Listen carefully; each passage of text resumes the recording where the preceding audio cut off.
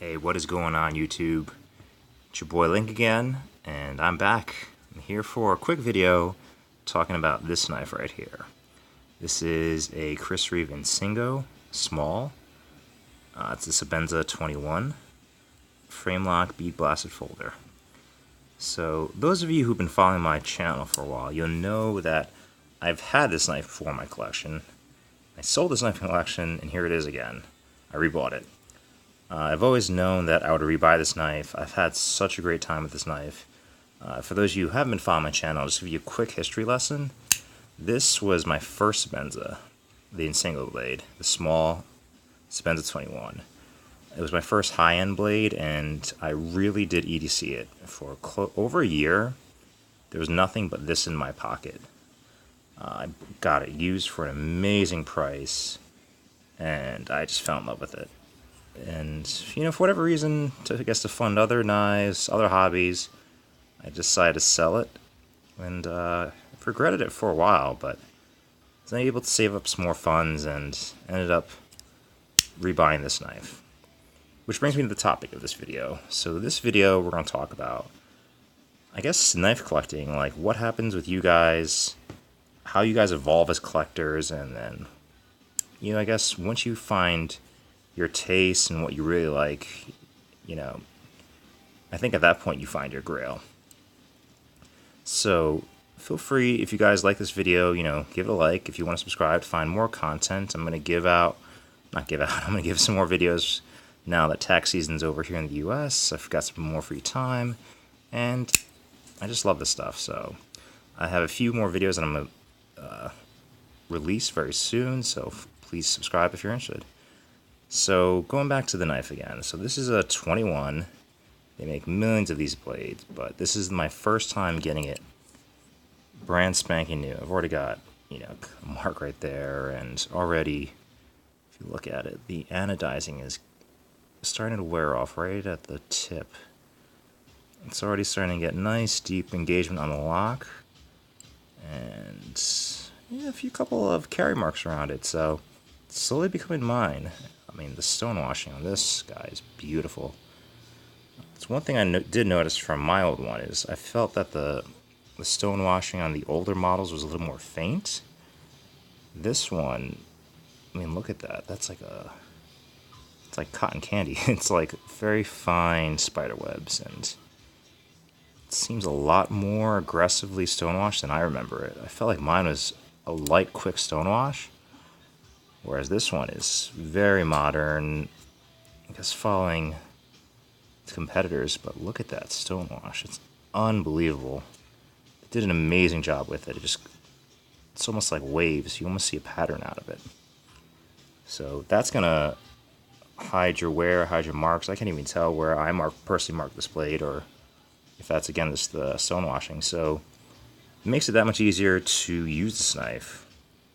And obviously with the bead blasting, it's going to give you a little bit more grip. So again, this is not a review. A lot of people have done reviews of this knife. I'm kind of here to talk about a knife topic. So why did I rebuy this knife? If you've been following my collection, you know I have a lot of other knives. But spoiler alert, to give you guys an update, I've sold a majority of those knives. And this has been my main carry for a few weeks now. I've gotten rid of almost all my hinders. I'm down to one hinderer and two traditionals and one strider, and then this knife and another Sebenza, and that's all I'm down to. So the reason I felt like I wanted to come down back to this knife is a true EDC. In my opinion, it is the best everyday carry knife out there. And I didn't realize it until it was gone. I didn't realize it until I tried other things.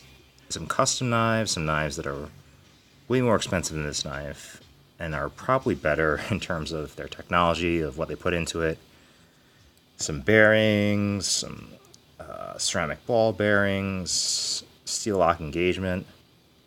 But I gotta tell you guys, I've tried all those knives. They don't really do much for me. There's something that's just amazing about the simplicity of this knife.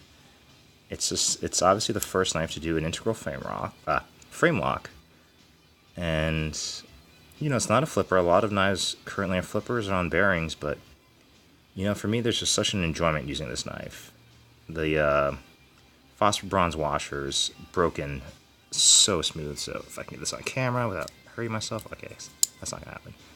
But it flicks out nice. And then the disengagement, do you see that? It's just falls shut. And this is with no modification. This is just 2 to 3 weeks of just, you know, flicking it, opening it up, rolling it over your thumb, flicking it, and smooth out so nicely. I actually broke it down a few times to get the grease out of there because I kind of know how to tune these a little bit, and it wasn't to my liking when I first got it. It's a little too gunked up, so I had to break it down, had to lube up the right areas and get it to how I like it, and everything's cranked down on this, just finger tight, and it's just perfect for me.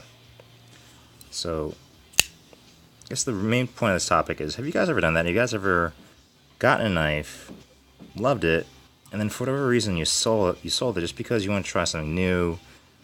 You were maybe thinking about getting a custom, or you're hearing on someone on YouTube saying this limited edition ZT looks cool, or this Hindura looks cool, or whatever knife, insert whatever knife you wanted to. For me, it was cool because it was part of the journey of learning what I like and trying out different things and coming back to, you know, an old love, really. This is, it's been a long journey, but honestly, guys, if I were to get rid of every single knife, obviously besides a few sentimental knives, I would come back to this knife. This is honestly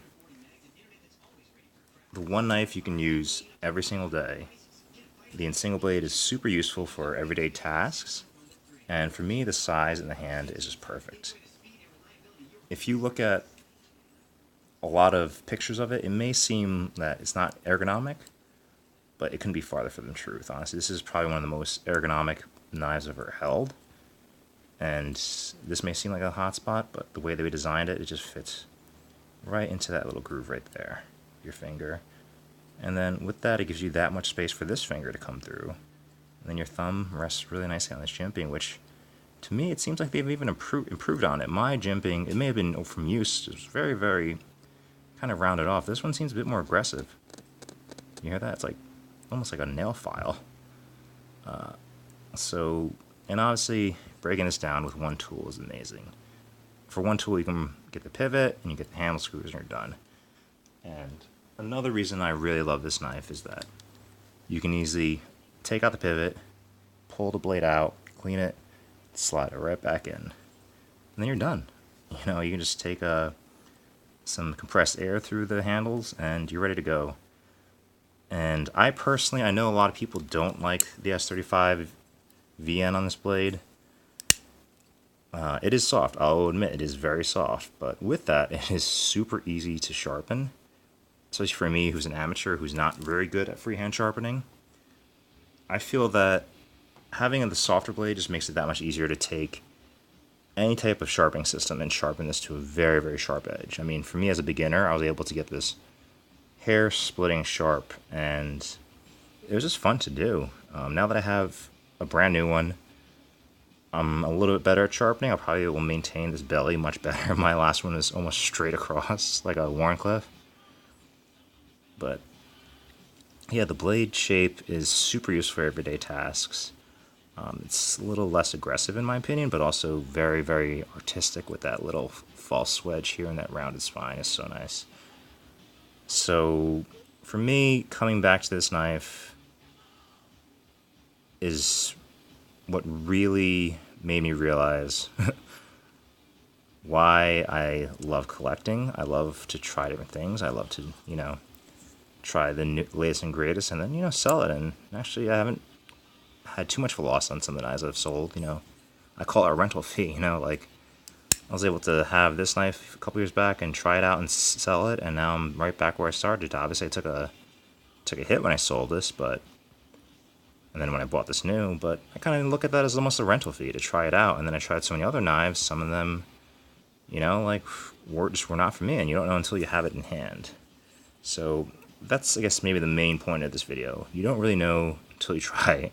So if you, obviously not a lot of us have access to Sebenzas or Shurgars or anything like that. So, you know, just try it out. If you have enough money saved, give it a shot. For me, this is the best knife for me, and I probably won't be updating my videos with a new blade.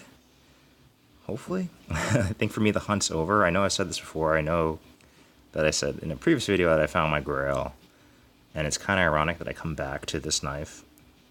A knife that there's millions of models for. It's not rare, it's not custom. It's rather pricey on the high-end spectrum of production knives, but to me this is all the knife that I need. And I'm very happy and I'm very grateful to have this knife again. And I may be doing some more videos on this knife and how it's changed, but or how I may try to change it or customize it a little bit and have some fun with it. But yeah, guys, leave me a comment below. Have you guys ever gotten a knife that you rebought, or you kind of bought into the hype, you thought this was going to be your grail knife, but then really realized it wasn't for you, and you kind of chose a knife already in your case or in your collection? Anyways, guys, appreciate your time, and then I hope to see you in the next one. Take care.